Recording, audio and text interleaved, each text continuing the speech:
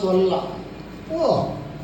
ಆರಂಭದಲ್ಲಿ ಏನೋ ಬೇರೆ ತೊಡಗಬೇಕು ಅಂತ ಇದ್ದೆ, ಅದನ್ನು ಅಲ್ಲಿಗೆ ಪೋಣಿಸುವುದರಿಂದ ನನ್ನ ಮಾತಿಂದ ತೊಡಗಾಯಿತ ಏನೂ ಇಲ್ಲ. ಮತ್ತೆ ನಿಮಗೆ ನಾನು ಉಣಿಸುವಾಗ ಅಲ್ಲಿಗೆ ಅದನ್ನು ಪೋಣಿಸಿದೆ, ನಿಮಗೆ ನಾನು ಅದನ್ನು ಭಾಷಿಕವಾಗಿ ಉಣಿಸಿದೆ. ನಾನು ಆಡುವಾಗ ಅಪ್ರಬುದ್ಧನಾಗಿ ಬಿಟ್ಟೆ, ಯಾಕೆ ಬಹಳ ಲಘುವಾಗಿ ಬಿಟ್ಟ ಅಂತ ನಿಮಗೆ ಅನಿಸಿಕೆ ಮೂಡೀತೋ ಎನ್ನುವ ಭೀತ ಸ್ಥಿತಿಯಲ್ಲಿ, ಎನ್ನುವ ತಲ್ಲಣದ ಕಂಪಿಸುವ ಸ್ಥಿತಿಯಲ್ಲಿ ಸ್ವಲ್ಪ ಹಿಂದು ಮುಂದೆ ಮಾಡಿದೆ. ಮಾತಾಡುವಲ್ಲಿ ನಿನಗೆ ಭಯ, ಹೆದರಿಕೆ ಮೊದಲಿರ್ಲಿಲ್ಲ, ಈಗೀಗ ನನಗೆ ಅನ್ನಿಸ್ಲಿಕ್ಕೆ ಪ್ರಾರಂಭ ಆಗಿದೆ. ನಾನು ಮಾತಾಡುವಾಗ ಸ್ವಲ್ಪ ಭಯ ಪಡಬೇಕು, ನಾನು ಮಾತಾಡುವಾಗ ಸ್ವಲ್ಪ ತೊದಲು ಮಾಡಬೇಕು, ಇತ್ಯಾದಿ ಇತ್ಯಾದಿ ಈಗ ನನಗೆ ಅನುಭವ ಆಗಿದೆ. ಯಾಕಂದ್ರೆ ಮಾಗುವುದು, ಪಕ್ವವಾದುವುದು ಕಾಲ ದೇಶಗಳ ಅಧೀನತೆಗೆ ಒಳಪಟ್ಟ ಜೀವನ ಅಲ್ವೇ. ಕಾಲ ಯಾವುದು, ಯಾವ ದೇಶ, ಆ ಕಾರಣದಿಂದ ತಾನು ಗೈದ ಕರ್ಮ ಯಾವುದು, ಇದರಿಂದಲೂ ಮಾಗುವುದು. ಈಗ ನಾನು ಮಾಡಿದ್ದೆ, ಮೊದಲಿನಾಗಿ ಬೀಗುವುದಷ್ಟೇ ಉಳಿದದ್ದಲ್ಲ ಜೀವನಿಗೆ ಅಂತ ಅರ್ಥ ಮಾಡಿದ್ದೆ. ಕೇಳಿದಲೇ ಈ ಶಲ್ಯ ಯಾವಾಗ ನಿಲ್ಲಿಸುವುದಿಲ್ಲ. ಭೂಪಾಲ, ನೀವು ಇಲ್ಲಿಗೆ ಬರುವಾಗ ಅಕ್ಷೋಹಿಣಿ ಸೇನೆಯನ್ನು ತರುವಾಗ ನಿಮ್ಮ ಆ ಭೂಪಾಲಕತ್ವ ಸ್ಥಾಯಿಯಾಗಿ ಉಳಿದದ್ದು. ನೀವಿಲ್ಲಿಗೆ ಬರುವಾಗಲೇ ಒಂದು ಕಂಪನ ಉಂಟಾಗಿತ್ತು ಭೂಮಿಯಲ್ಲಿ. ನೀವಿಲ್ಲಿಗೆ ಆಗಮಿಸುತ್ತೀರಿ, ಕೌರವನ ಪಕ್ಷಕ್ಕೆ ಸೇರಿದರು ಅಂತ ಹೇಳುವ ವಾರ್ತೆ ಹರಡುವಾಗ ಎಂತಹ ದಾರ್ಢ್ಯತೆ ಉಳ್ಳಂತಹ ಮಹಾರಥನ ಹೃದಯದ ಒಳಗು ಬಲದಳು ಮಾದ್ರೇಶ ಇದು ಅನುರಣಿಸಿತ್ತು ಅಂತ ನಾನು ಕೇಳಿದ್ದೆ. ಹಾಗಾಗಿ ಕೇಳದಲೇ ಈ ಶಲ್ಯ ಭೂಪಾಲ ಅಂತ ನಿಮ್ಮಲ್ಲಿ ನಾನು ಕೇಳುವುದಕ್ಕೂ ಹೇಳುವುದಕ್ಕೂ ಕಾರಣ ಒದಗಿ ಬಂದ ಏನು, ನಾನು ಇನ್ನು ಮುಂದೆ ಆಡುವ ಮಾತುಗಳನ್ನು ಅನ್ಯತಾ ಭಾವಿಸದೆ ಇರುವುದನ್ನು ಇರುವ ಹಾಗೆ ಪ್ರಸ್ತುತಪಡಿಸುವುದಕ್ಕೆ ಅಭ್ಯಾಸ ಮಾಡಿಕೊಂಡಿದ್ದಾನೆ ಕೌರವ ಎನ್ನುವ ಹಾಗೆ ತಿಳಿದು ಅಂಗೀಕರಿಸಬೇಕು ಅಂತ ಪ್ರಾರ್ಥನೆ ಮಾಡ್ತಾರೆ. ಮಾವ, ಸುಯೋಧನ 16ನೇ ದಿವಸದ ಯುದ್ಧ ಇವತ್ತು ಮುಗಿದಿದೆ. ನಾವೊಂದು ಸಮಾಲೋಚನಾ ಸಭೆ ಮಾಡಿದ್ದೇವೆ. ಆ ಸಭೆಯಿಂದ ನೀವು ದೂರ ನಿಂತಿದ್ದೀರಿ. ಯಾಕಂದ್ರೆ 15 ದಿವಸಗಳಲ್ಲಿ ನಡೆಸಿದಂತಹ ಮಂತ್ರಾಲೋಚನಾ ಸಭೆ ಎಷ್ಟು ಪ್ರಭಾವಿಯಾಗಿದೆ, ಎಷ್ಟು ಪರಿಣಾಮಕಾರಿಯಾಗಿದೆ ಅದನ್ನು ಚೆನ್ನಾಗಿಯೇ ತಿಳಿದ ಕಾರಣದಿಂದ ಇದು ಎಷ್ಟೆಂದರೆ ಅಷ್ಟೇ ಮೊದಲಿನವುಗಳ ಛಾಯೆಯೇ, ವಸತಿ ಉತ್ಪತ್ತಿ ಏನೂ ಇಲ್ಲ ಎನ್ನುವ ಕಾರಣದಿಂದಲೇ ನೀವು ಆ ಸಭೆಯನ್ನು ಬಿಟ್ಟು ದೂರ ಬಂದಿದ್ದೀರಿ. ಮೊದಲನೇ ದಿವಸದ ರಾತ್ರಿಯ ಸಮಾಲೋಚನಾ ಸಭೆಯಲ್ಲಿ ನಡೆದಂತಹ ನಿಷ್ಕರ್ಷಗಳು ಮರುದಿನದ ಪರಿಣಾಮದ ಪರಿವರ್ತನೆಯಲ್ಲಿ ಹೇತುವಾಗುತ್ತದೆ ಎಂಬ ದೃಢತೆ ಇದ್ರಲ್ಲೂ ಹಿಂದಿನ ರಾತ್ರಿಯ ಸಮಾಲೋಚನೆಗೊಂದು ಬೆಲೆ ಬರುವುದು. 15 ದಿವಸ ಕಳೆಯಿತು. ನಮ್ಮ ಯೋಚನೆಗಳು, ನಮ್ಮ ಯೋಜನೆಗಳು, ನಮ್ಮ ಲೆಕ್ಕಾಚಾರಗಳು ಅನಿರೀಕ್ಷಿತವಾಗಿ ವಿಪರ್ಯಾಸಕರ ಎನ್ನುವ ಹಾಗೆ ಹೀಗೂ ಉಂಟೆ ಅಂತ ದಿಗ್ಭ್ರಮೆ ಮೂಡಿಸುವ ಹಾಗೆ ತಲೆಕೆಳಗಾಗಿ ಹೋಗುವುದು ಎಷ್ಟೋ ದಿನಗಳಿಂದ ನಡೆಯುತ್ತದೆ. ಅನಿರೀಕ್ಷಿತ, ಆಕಸ್ಮಿಕ ಜೀವನದಲ್ಲಿ ಸಹಜ. ಇಂದಿನ ದುರದೊಡು ಈ ದಿನದೊಡು ಅತಿರಥ ಮಹಾರಥರಿಂದ ಪರಿವೇಷ್ಟಿತವಾದ ನಮ್ಮ ಸೇನೆ ಹೌದಪ್ಪ ನುಚ್ಚುಗುಜ್ಜಾಗಿ ಹೋಯಿತು, ಹರಿಹಂಚಾಗಿ ಹೋಯಿತು. ಪರಾಕ್ರಮ ಎನ್ನುವ ಬೆಂಕಿ ಆರಿ ಹೋಯಿತು. ಸತ್ವ ಎನ್ನುವಂತಹ ಮಹಾ ಹುಟ್ಟೆ ನಾಶ ಆಗಿ ಹೋಯಿತು. ಎಂತೆಂಥವರ ನಿರೀಕ್ಷೆಗಳೆಲ್ಲ ಹೆಚ್ಚು ಕಡಿಮೆ ಆಗಿ ನಿಮಗೆ ಗೊತ್ತಿಲ್ಲ. ಹಾ, ಹಾ, ಹಾ. ಈಗ ನಿಮ್ಮನ್ನು ಹಾಗೆ ನಾನು ಹೇಳುವಾಗ ಹಾ. ಕೇಳದೆಲೆ ಈ ಶಲ್ಯ ನರೇಶ ಮಹಾನುಭಾವ ಮಹಾಭೂಪ ಅಂತ ಆಡಿ ಈ ಕಥೆಯನ್ನು ನಿಮ್ಮ ಮುಂದೆ ಹೇಳುವಾಗ ನನಗೆ ಒಂದು ಅನಿಸಿಕೆ ದೃಢವಾಗಿ ಮೂಡಿತು. ಏನು? ನಿಮ್ಮ ಮುಂದೆ ಅಡಗಿಸಿಡ್ಲಿಕ್ಕಿಲ್ಲ, ಭಿನ್ನಪ್ಪ ಅಂತ ತಿಳಿಬೇಕು. ಹಾ. ನೀವಿದ್ದು ಹೀಗಾಯಿತು, ನೀವಿದ್ದು ಹೀಗಾಯ್ತು ಅಂತ ಹೇಳಲಿಲ್ಲ. ನನಗೆ ನೋವು, ದುಃಖ, ತೀವ್ರತರವಾದಂತ ವಿಷಾದ ಇರುವುದು ಬಲಾಢ್ಯರಾದಂತ ಮಾತ್ರೇಶರಿದ್ದು ಕೌರವನಿಗೆ ಹೀಗಾಯಿತು ಅಂತ ಉಳಿದವರು ಯೋಚನೆ ಮಾಡ್ಯಾರೆ. ಈ 16ನೇ ದಿವಸದ ಬಗ್ಗೆ ಮಾತನಾಡುವುದಾ ಅಲ್ಲ ಪ್ರಾರಂಭ ದಿವಸದಿಂದಲೂ ಸೇರಿಸಿ ಇವತ್ತಾಡುವುದ? ಈಗ ನಾನು ಈಗ ಆಡುವುದು ರಣಾಗ್ರದಳು ಇಂದಿನ ದಿನದಳು. ನಮ್ಮ ಸೇನೆ ಹರಿಹಂಚಾಗಿ ಹೋಯಿತು, ಮಹಾರಥಿಗಳೆಲ್ಲ ಕಲಕಲ್ಪಟ್ಟರು. ಈ ದಿನದ ಪ್ರಸಂಗ ಮುಕ್ತಾಯ ಮಾಡುವಾಗ ಬಿಡದಿಯ ಕೊನೆಯಲ್ಲಿ ಹೇಳಿತು, ಶಲ್ಯ ಭೂಪಾಲರಿದ್ದು ಹೀಗಾಯ್ತಲ್ಲ ಕೌರವನಿಗೆ. ಸುಮ್ಮನಿರಿ, ನೀವು ಸುಮ್ಮನಿರಿ, ಹಾಗೆ ಹೇಳಬಾರದು ನೀವು. ಯಾಕಂದ್ರೆ ಶಲ್ಯ ಎನ್ನುವಂತಹ ಹೆಸರಿರುವ ಮಹಾತ್ಮ ಸಾಧಕ ನೃಪತಿ ನಮ್ಮ ಮಾವ ಅದಕ್ಕೆಲ್ಲ ಇರುವವರಲ್ಲ. ನಮ್ಮನ್ನು ಯಾವ ಕಾರಣಕ್ಕೂ ಕೈ ಬಿಡದೆ ಧೃತಿಯಿಂದ ದೃಢತೆಯಿಂದ ಪೊರೆಯುವ ಮನಸ್ಸಿದ್ದೇ ನಮ್ಮ ಕಡೆಗೆ ಬಂದವರು. ಶಲ್ಯರಿದ್ದು ಹೀಗೆ ಅಂತ ನೀವು ಹೇಳಬೇಕು. ಯಾರು ಹೇಳಿದ್ರು, ನಾವು ಯುದ್ಧ ಮಾಡಲಿಲ್ಲ, ಶಲ್ಯರಿದ್ದೂ ಹೀಗಾಯ್ತು ಅಂತ ಹೇಳಲಿಲ್ಲ. ಶಲ್ಯರಿದ್ದು ಕೌರವನಿಗೆ ಹೀಗಾಗುವುದೇ ಪ್ರತಿಭವಾದ ಒಂದು ಬೆಳಕನ್ನು ಅವರು ತೋರಿಸಿದರು. ಹಾಗಾಗಿ ನಿನಗನ್ನಿಸಿದ್ದಲ್ಲ, ನನಗೆ ಮತ್ತೆ ಅನಿಸಿತು. ಯಾಕಂದ್ರೆ ಕೆಲವೊಮ್ಮೆ ಈ ರಾಜಕಾರಣದಲ್ಲಿ ನುರಿತ ತಲೆಗೆ ಈ ನಾಯಕತ್ವ, ಈ ಅನುಸಂಧಾನ, ಈ ಪರಿವರ್ತನೆ, ಈ ಹೊಸ ನಿಯೋಜನೆ, ಈ ಸ್ಥಾನ ಪಲ್ಲಟ, ಈ ಬದಲಾಯಿಸುವುದು, ಇದರಲ್ಲೇ ತಲೆನೋವು ನೋಡಿ. ಸಂಘಟಕನ ಸಮಸ್ಯೆ ನಿಮಗೆ ತಿಳಿಯುತ್ತಲ್ಲ, ಆದ್ದರಿಂದಲೇ ಅಂತವರಿಗೆ ಮಾಡಬೇಕಾದ್ದನ್ನು ಮಾಡ್ಲಿಕ್ಕಾಗದೆ ಹೋಗ್ತದೆ.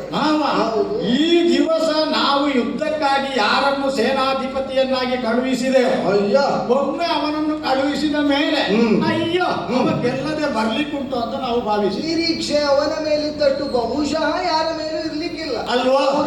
ಈಗ ಅವನ ಹೆಸರು ನಿಮಗೆ ನಾನು ಹೇಳುವಾಗ ಪ್ರತ್ಯೇಕವಾಗಿ ಇಂಥವನೇ ಅಂತ ಗುರುತು ಚರ್ಯ ಹೇಳಬೇಕಾಗಿಲ್ಲ. ಆದರೂ ಏನಾಯಿತು ಅಂತ ವಿವರಿಸುವಾಗ ಅವನು ಈ ಸೇನಾ ವಾಹಿನಿಯ ಭಾಗ ಹೌದಲ್ಲ, ಈ ನುಜ್ಜುಗುಜ್ಜಾದಂತ ಸೇನೆಯ ಪರಿಭವದ ಕಥೆಯ ಸಾರಾಂಶ ಹೌದಲ್ಲ, ಹರಿಹಂಚಾಗಿ ಹೋದಂತ ನಮ್ಮ ಸೇನೆಗೆ ಒದಗಿದ ವ್ಯಥೆಯ ಕಥೆಯ ಒಂದು ಶೀರ್ಷಿಕೆ ಹೌದಲ್ಲ. ಆದ ಕಾರಣದಿಂದ ಕರ್ಣನತಿ ಬಡರೊಳಗೆ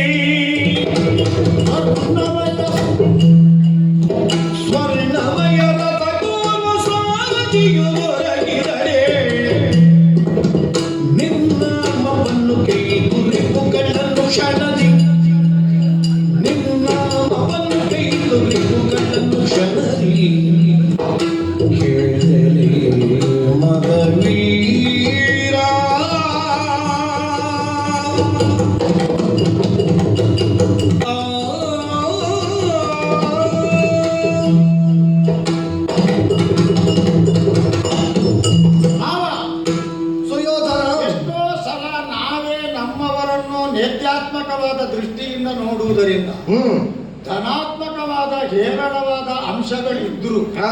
ಅವರು ತಮ್ಮಿಂದ ತಾವಾಗಿ ಪತನಗೊಳ್ಳುತ್ತಾರೆ. ಇದಕ್ಕಿನ್ನೊಂದು ಮುಖವೂ ಹಾಗೆ. ಹೇಗೆ? ಒಬ್ಬನನ್ನು ನಮ್ಮದಾದ ಮೋಹದಿಂದಲೋ ಭ್ರಮೆಯಿಂದಲೋ ಕೇವಲ ಧನಾತ್ಮಕ ದೃಷ್ಟಿಯಿಂದಲೇ ನೋಡುತ್ತಾ ಸಾಗಿದರೆ, ಋಣಾತ್ಮಕ ಅಂಶವನ್ನು ನಾವು ನೋಡದೇ ಇದ್ರೆ ಅಲ್ಲಿಯೂ ಅನುಭವಿಸುವುದು ವಿಫಲತೆ. ಭಾವನಾತ್ಮಕವಾದ ಸಂಬಂಧದಲ್ಲಿ ಭಾವುಕತೆಯಿಂದಲೇ ವ್ಯವಹರಿಸುವ ಸಂದರ್ಭಗಳಲ್ಲಿ ತನ್ನ ಅವರ ಸಂಬಂಧ ಬಹಳ ನಿಕಟವರ್ತಿತ್ವದಿಂದ ಕೂಡಿದ ಸಂದರ್ಭದಲ್ಲಿ ನೀವು ಆಡಿದ ಸೂಕ್ತಿ ಸುಭಾಷಿತವೇ ಸರಿಯಾದ ಮಾತೆ. ಎಷ್ಟೋ ಸಲ ನಾವು ನೇತ್ಯಾತ್ಮಕವಾದ ನಮಗೆ ಮುಳುವಾಗಬಹುದಾದ ಅಂಶಗಳನ್ನು ಗೌಣ ಹಗುರ ಕಿರಿದು ಲಘು ಅಂತ ಪಕ್ಕಕ್ಕೆ ಸರಿಸಿ ಬಿಡುತ್ತೇವೆ. ಅದುವೇ ನಮಗೆ ಮಾರಣಾಂತಿಕವಾದ ಪ್ರಭಾವವನ್ನು ಹೊಂದಿಸಿಕೊಡ್ತದೆ, ನಮಗೆ ಘಾತವನ್ನು ಕೊಡುತ್ತದೆ. ಹಾಗಾಗಿ ಮೆಚ್ಚಬೇಕು, ಟೀಕಿಸಬೇಕು, ಒಬ್ಬರನ್ನು ಹೊಗಳಬೇಕು, ಭರ್ತ್ಸನೆಗೊಳಪಡಿಸಬೇಕು. ನೀವು ಹೇಳಿದ ಹಾಗೆ ಸಮ ಕ್ರಮದಲ್ಲಿ ಅದು ಬೇಕು. ಆದರೆ ಕೆಲವೊಮ್ಮೆ ನಮ್ಮಲ್ಲಿರಬಹುದಾದಂತಹ ವ್ಯಕ್ತಿಗಳನ್ನು, ಆ ವ್ಯಕ್ತಿಗಳಲ್ಲಿರುವ ವಿಶಿಷ್ಟವಾದ ವ್ಯಕ್ತಿತ್ವವನ್ನು ಪದೇ ಪದೇ ಹೀಗೆಳೆಯುತ್ತಾ ಬಂದಾಗ, ಪದೇ ಪದೇ ಅವಗಣಿಸುತ್ತಾ ಬಂದಾಗ, ಪದೇ ಪದೇ ಬಹಳ ಕೀಳು ಶಬ್ದಗಳಿಂದ ನಾವು ಖಂಡಿಸುತ್ತಾ ಬಂದಾಗ ಇನ್ನು ನಾವು ಏನು ಮಾಡಿದ್ರು ಏನು ಪ್ರಯೋಜನ ಇಲ್ಲ, ನೊಂದು ನೋಯುವುದು ತಪ್ಪುವುದಿಲ್ಲ ಅಂತ ತನ್ನಿಂದ ತಾನೇ ತನ್ನ ಪ್ರತಿಭೆಯನ್ನು ಕುಗ್ಗಿಸಿಕೊಳ್ತಾರೆ. ನಿನ್ನ ಬಗ್ಗೆ ನೀ ಆಡುವುದೋ ಯಾರ ಬಗ್ಗೆ ಅಂತ ಅರ್ಥ ಆಗುದಿಲ್ಲ. ನನ್ನ ಬಗ್ಗೆ ಪದೇ ಪದೇ ನನ್ನನ್ನು ಟೀಕಿಸುವವರು, ಅವನಿಗೆ ಪಾಂಡವರ ಬಗ್ಗೆ ದುಷ್ಟತೆಯ ಭಾವ, ಪಾಂಡವರ ನಾಶವನ್ನು ಪಟ್ಟಣವಾಗಿ ಟೊಕ್ಕದಲ್ಲಿ ಕಟ್ಟಿದ್ದಾನೆ, ಅವರನ್ನು ನಾಶ ಮಾಡುವುದರಿಂದ ಧಾರ್ಮಿಕ ಪ್ರಜ್ಞೆಯನ್ನು ಕಳಕೊಂಡಿದ್ದಾನೆ, ಹೀಗೆ ಬೈಯುವುದರಿಂದಲೇ ಪಾಂಡವರನ್ನು ಸೇರಿಕೊಂಡು ಒಂದು ಒಳ್ಳೆಯದಾಗಿ ಬಿಡುವ ಅಂತ ಹೇಳುವ ಮನಸ್ಸಿದ್ರು ಅದು ಸತ್ತೋಯ್ತು. ಇದಕ್ಕೆ ಕಾರಣವಾದದ್ದು ಉಳಿದವರ ಮಾತೆ. ನಾನು ಆಡುವುದು ಯಾಕೆ? ಕರ್ಣನತಿ ಬಲನೆಂಬ ಭಟರಳು ಬೆಕ್ಕಳು. ನಾನು ಅದನ್ನು ಆಡಿದ್ದು. ಕರ್ಣನು ಅತಿಬಲನು ಬೆಕ್ಕಳನು ಎಂಬ ಭಟರು. ಈಗ ಕರ್ಣ ಅತಿಬಲ ಅಂತ ಪ್ರಪಂಚದಲ್ಲಿ ಅವನ ಸತ್ವದಿಂದ ಅವನ ಸಾಹಸದಿಂದ ನಿರೂಪಿತವಾದರು. ಆಗ ಅಪ್ರಸ್ತುತ, ಅಪ್ರಾಸಂಗಿಕ, ಅಸ್ಥಾನದ ಪ್ರಯೋಗ, ನಿಷ್ಪ್ರಯೋಜಕ, ಉಳಿದವರಿಗೆ ಏನು ಕೊಡುಗೆ ಇಲ್ಲ, ಮತ್ತವರನ್ನು ಓಲೈಸುವುದಕ್ಕೆ. ಹೀಗೆ ಅವನನ್ನು ಚುಚ್ಚಿ ಅತಿಬಲ ಎಂಬ ಪರಿಕಲ್ಪನೆಯೇ ಅವನಲ್ಲಿ ಮುದುರಿ ಹೋಯಿತು. ಆಗ್ಲಿ ಬಿಡು, ಈಗ ನಿನ್ನ ಹಾಗಾಗ್ಲಿಲ್ಲಲ್ಲ ಅವನಿಗೆ. ನಮ್ಮ ಭಟರಳು ವೆಗ್ಗಣನು ಹೀಗೆ ನಾವು ಘೋಷಣೆ ಮಾಡುವಾಗ ಭಟರೊಳಗೆ ವೆಗ್ಗಣನು ಅಂತ ಹೇಳುವ ಸ್ಥಿತಿ ನಾಯಕನಾದ ನನಗಾದರೂ ಉಳಿಯುತ್ತೆ ಹೊರತು ಈ ದಿವಸ ಸೇನಾಧ್ಯಕ್ಷನ ಕಿರೀಟವನ್ನು ನೆತ್ತಿಯ ಮೇಲೆ ಹೊತ್ತುಕೊಂಡು ಹೋದವನನ್ನು ಕೊಟ್ಟಾಯ್ತಲ್ಲ ಸೇನಾಧಿಪತಿಯಿಂದ ಕರೀಲಿಕ್ಕೆ ನನಗೂ ಆಗುವುದಿಲ್ಲ ಅಂತ. ಕೌರವ ಕರ್ಣರ ಮೈತ್ರಿ, ಕೌರವ ಕರ್ಣರ ಬಾಂಧವ್ಯ, ಕೌರವ ಕರ್ಣರ ಒಳಗೆ ಕಟ್ಟಲ್ಪಟ್ಟಂತ ಸ್ನೇಹ ಸೇತು ಇದು ಪ್ರಪಂಚಕ್ಕೆ ವೇದ್ಯವಾದರೂ ಈಗಲೂ ನನ್ನ ಬಾಯಿಗೆ ಬರುವುದು ಕರ್ಣನತಿ ಬಲ ನಮ್ಮ ಭಟರಳು ವೆಗ್ಗಳ. ನೋಡಿ, ನನ್ನ ಬಾಯಲ್ಲಿ ಸೇನಾಧಿಪತಿ ಅಂತ ಬರುವುದಿಲ್ಲ, ನನ್ನ ನಾಲಿಗೆ ಮುರಿದು ಹೋಗಿ. ಯಾಕಂದ್ರೆ ಕೆಲವರನ್ನು ನಾವು ಏರಿಸುವ ಸ್ಥಾನದಲ್ಲಿ ಇಟ್ಟ ಮೇಲೆ ಇಳಿಸಬಾರದು. ಈಗ ನಿಮ್ಮ ಬಗ್ಗೆ ಆದರೂ ನಿಮ್ಮ ನಿಷ್ಕಳಂಕವಾದಂತ ಪ್ರೀತಿ, ನಿರ್ವಾಜ ಅಂತಃಕರಣದ ಪ್ರೇಮ, ಪಾಂಡವರ ಕಡೆಗೆ ಬಂದರೂ ಕೌರವರನ್ನೇ ಓಲೈಸಿ ಗೆಲ್ಲಿಸಬೇಕೆಂಬ ಹುಮ್ಮಸ್ಸು, ಅದಕ್ಕಾಗಿ ತಮ್ಮಂದಿರನ್ನು ಸುತರನ್ನು ಅಧಿಷ್ಠಾಮ ಪ್ರವೃತ್ತಿಯಿಂದ ವಿನಿಯೋಗಿಸುವ ಅಪ್ರತಿಮವಾದಂತ ಭಟತ್ವ, ಇದೆಲ್ಲವನ್ನು ಕಂಡಾಗಲು ಉಳಿದವರು ಆಡಿದ್ರೆ ಅವರ ಬಾಯಿ ನಾನು ಮುಚ್ಚಿಸ್ತೇನೆ. ನೋಡಿ, ಇಲ್ಲಿ ಬಂದ ಮೇಲೆ ಶಲ್ಯರು ಬದಲಾಗಲಿಲ್ಲ. ಶಲ್ಯರಲ್ಲಿ ನಿಖರ ನಿರ್ದುಷ್ಟವಾದ ಭಾವ ಉಂಟು. ಕೌರವರ ಉತ್ಕರ್ಷಕ್ಕಾಗಿ ಟೊಂಕ ಕಟ್ಟಿ ನಿಂತಿದ್ದಾರೆ. ನಿಮ್ಮ ಬಾಯಿಗೆ ಈಗ ಬೀಗ ಹಾಕಬೇಕು ಅಂತ ನಾನು ಬೀಗ ಅಲ್ಲ. ನೀವು ಅಷ್ಟು ಬಿಗಿಯಾಗಿ ಬಾಯಿ ಮುಚ್ಚಿಸುವುದಕ್ಕೆ ಕಾರಣ ಶಲ್ಯರು ಹಾಗಿದ್ದಾರೆ. ಬಹುಶಃ ಈಗ ನೀ ಹೇಳಲಿಕ್ಕೆ ಹೊರಟ ವ್ಯಕ್ತಿ ಹಾಗೆ ನೀ ಸಮರ್ಥನೆ ಮಾಡಲಿಕ್ಕೆ ಬರುವಾಗಿದ್ದಾನೋ? ಅಯ್ಯೋ, ಇದಕ್ಕೆ ಸಮರ್ಥನೆ ಅಲ್ಲ ಮಾವ, ಮತ್ತೆ ಹೋಲಿಕೆಯೂ ಅಲ್ಲ. ನೀವಿದ್ದು ಹರಿಬಗ್ಗೆ ಅನುವಾಗುವವರ ಕಾಣೆ ಅಂತ ಅಲ್ಲೊಂದು ಮುಗಿಸಿದ್ದೇನಲ್ಲ, ಅದನ್ನು ಈ ಪ್ರಸಂಗ ಕಳ್ಕೊಂಡು ಬಂದದ್ದು.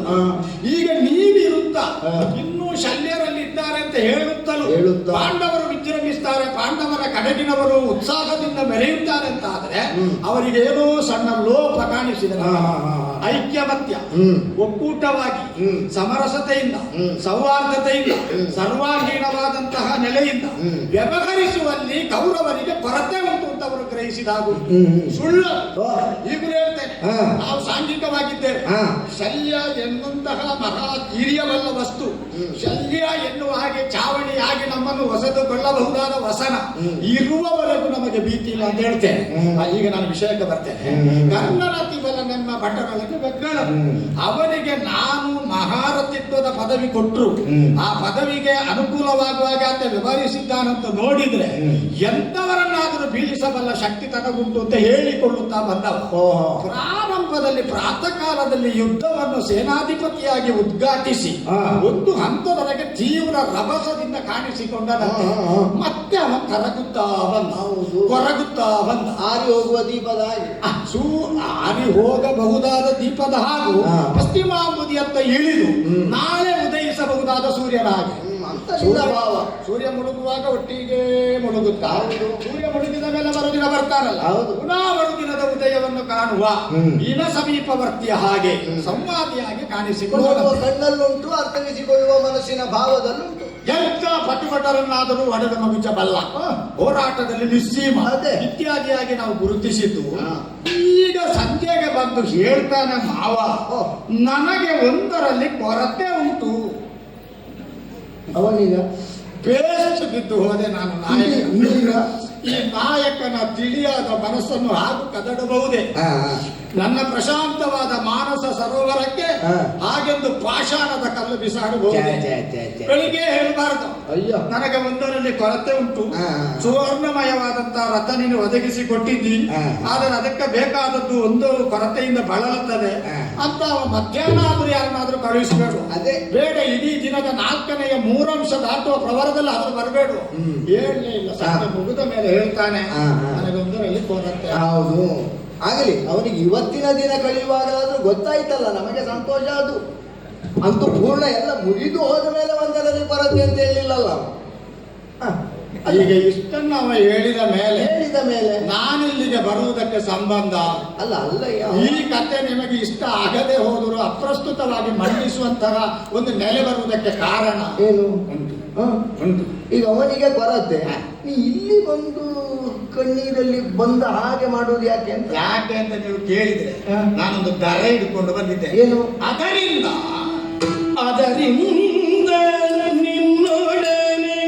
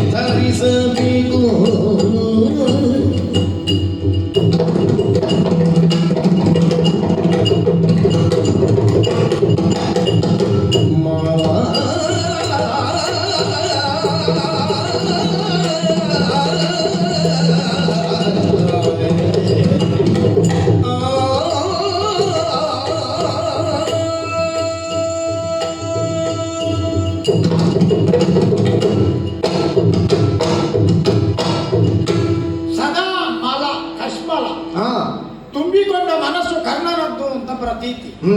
ನಾನು ಅವರನ್ನು ಸಮರ್ಥಿಸ್ತಾ ಬಂದಿದ್ದೆ. ಕುರುಡು ಸಮರ್ಥನೆ ಅಂತ ನನಗೆ ಆಕ್ಷೇಪ ಬಂತು. ಆದರೂ ನಾನು ಹಠ ಬಿಡ್ಲಿಲ್ಲ. ಅವ ಸದಾಮಲನೆ, ಯಾವ ಕಾರಣಕ್ಕೂ ನಿಷ್ಕಳಂಕ ಭಾವದಲ್ಲ. ಅದೇ ನೀವು ಆಡಿದ ಹಾಗೆ ಗುರುತಿಸಿದ ಹಾಗೆ ಇಲ್ಲ. ನಿನ್ನ ಭಾವನಾತ್ಮಕವಾದಂತಹ ಪ್ರತಿಕ್ರಿಯೆ ಭಾವ ವೈಚಿತ್ರ್ಯದ ಕಾರಣದಿಂದ ಹುಟ್ಟಿಕೊಂಡ ಕುರುಡು ಪ್ರೇಮ ಹಾಗೆಲ್ಲ ಆಡಬೇಡ ನೀನು ಅಂತ ಉಳಿದವ. ಕೌರವನಿಗೆ ಬುದ್ಧಿ ಮಾತ್ರ ಉಂಟು, ಭಾವ ಇಲ್ಲ ಎನ್ನುವವರಿಗೆ ಕರ್ಣನ ಬಗೆಗೆ ಕೌರವ ಆಡುವ ಮಾತೊಂದೇ ಸಾಕ್ಷಿ. ಅವನಿಗೆ ಭಾವ ಉಂಟು ಅಂತ ಹೇಳಲಿಕ್ಕೆ, ಅದನ್ನು ಬಿಟ್ಟರೆ ಮತ್ತೆ ಯಾವುದಿಲ್ಲ. ಉಳಿದವರು ಹೇಳುವುದು ಸುಲಭ ಮಾವ. ಯಾಕಂದ್ರೆ ನನಗೂ ಅವನಿಗೂ ಕಟ್ಟಲ್ಪಟ್ಟ ಸಂಬಂಧ ಅಲ್ಲ. ಯಾರೋ ಹಿಂದೆ ಒಟ್ಟಲ್ಪಟ್ಟದ್ದು ಈ ಕಾಲದಲ್ಲಿ ಬಿರುಕು ಬಿಡದೆ ಸಂಧಿಯಾಗಿ ಕೂಡಿಕೊಂಡದ್ದು ಅಂತ ನಾನು ಭಾವಿಸುವ. ಬಿಟ್ಟು ಬಿಡುವ ಅವನ ಸಂಬಂಧ ನನ್ನದು ಬೆಳೆದದ್ದು ಹೇಳಕ್ಕಾಗ ಹೊತ್ತಲ್ಲ ಮಾವ. ಈಗ ಸತಮಲನ ಅವನಿಗೆ ಅಮಲತ್ವವನ್ನು ಹೊಂದಿರುವ ಅವನಿಗೆ ಒಂದು ವಿಷಯದಲ್ಲಿ ಕೊರತೆ ಅಂತ ಹೇಳ್ತಾನೆ. ಏನು ಕೊರತೆ? ನಿನಗೆ ನಾನು ರಥವನ್ನು ಒದಗಿಸಿಕೊಟ್ಟಿದ್ದೇನೆ. ಸ್ವರ್ಣಮಯವಾದಂತಹ ರೂಪ ಅದಕ್ಕೆ ಉಂಟು. ನೀನು ಅತಿರಥ ಮಹಾರಥರೊಡನೆ ಸೆಣಸಾಬಲ್ಲ ಸಾಮರ್ಥ್ಯ ಇರುವವನು ಅಂತ ಹೇಳುವಂತ ಹೆಗ್ಗಳಿಕೆ ಉಂಟು ಅಂತ ಕೇಳಿ ಇಷ್ಟನ್ನು ಕೊಟ್ಟದ್ದು. ನೀನು ವಿಕ್ರಮದಲ್ಲಿ ಯಾವ ಕಾರಣಕ್ಕೂ ಹಿಂದೆ ನಿಲ್ಲದವನು. ಇಂಥವನಿಗೆ ಎಲ್ಲವನ್ನು ಒದಗಿಸಿದ್ದೇನೆ ಅಂತ ಹೇಳಿದ್ರು ಮತ್ತೆ ಮತ್ತೆ ಅವ ತನ್ನ ನಖವನ್ನು ತನ್ನ ತುಟಿಯ ಮುಂದಿರುವ ಹಲ್ಲುಗಳ ಗುಂಪಿಗೆ ಸೇರಿಸಿ ಕಚ್ಚುತ್ತಾನೆ. ನೆಲಕ್ಕೆ ಕಾಲನ್ನು ಗೀರುತ್ತಾ ಹೆಬ್ಬೆರಳಿನಿಂದ ಹೊಂಡ ಮಾಡ್ತಾನೆ. ಯಾಕೋ ತನ್ನ ಕೈಯ ಉತ್ತರಿಯ ಮೈಗೆ ಸುತ್ತಿಕೊಳ್ತಾನೆ, ಗಾಯ ಕಾಣಿಸ್ತಾನೆ. ಅದೇ ಇದು ಯಾಕಪ್ಪ ನಿನ್ನ ಎದೆಗೆ ಗಾಯ ಆಗ್ತದೆ ಅಂತ ಹೇಳಿದ್ರೆ ನಿನ್ನನ್ನು ರಕ್ಷಿಸುವವರು ಯಾರು ಇರ್ಲಿಲ್ವೇ, ರಕ್ಷಿಸಿಕೊಳ್ಳಿಕ್ಕೆ ಆಗ್ಲಿಲ್ವೇ? ಆಗ ಹೇಳ್ತಾನೆ, ನನ್ನ ಎದೆಗೆ ಗಾಯ ಆದ್ರೆ ದೋಷ ಸಾರಥಿ ಅಂತ. ಎಲ್ಲ ವಿಚಿತ್ರವೇ. ಈಗ ನಾವೇನು ಹೋರಾಟ ಮಾಡದವರಲ್ಲ, ಸೋತಿರ್ಬಹುದು ಬಿಡಿ, ಮುಖಭಂಗಿತರಾಗಿರ್ಬಹುದು ಬಿಡಿ, ಹೋರಾಟ ಮಾಡಿದ್ದವದಲ್ಲ, ಓಡಿ ಸೋತದ್ದಲ್ಲ, ಕಾದಾಡಿ ಸೋತದ್ದಲ್ವ. ಎದೆಗೆ ಗಾಯ ಆಗಬೇಕಾದ್ರೆ ಎದುರಿನವ ಸಂರಕ್ಷಿಸುವ ಒಬ್ಬ ಇಲ್ಲ ಅಂತ ಆಯ್ತು, ಆಚೆ ಈಚೆ ಮಾಡಲಿಲ್ಲ ಅಂತ ಅರ್ಥ. ವೈಯನ ಎದೆಯ ಭಾಗಕ್ಕೆ ಲಕ್ಷ್ಯವಿಟ್ಟು ಎದುರಾಳಿ ಬಾಣ ಪ್ರಯೋಗ ಮಾಡುವಾಗ ಈತ ಪ್ರಸಂಗಾವಧಾನತೆಯಿಂದ ಕೌಶಲ್ಯದಿಂದ ಇದನ್ನು ಈಚೆಗೆ ವಾಲಿಸಲಿಲ್ಲ, ಒಂದು ಪಾರ್ಶ್ವಕ್ಕೆ ಸರಿಸಲಿಲ್ಲ ಎನ್ನುವ ಕಾರಣದಿಂದ ಎದೆಗೆ ಪೆಟ್ಟು ಬೀಳುವುದು.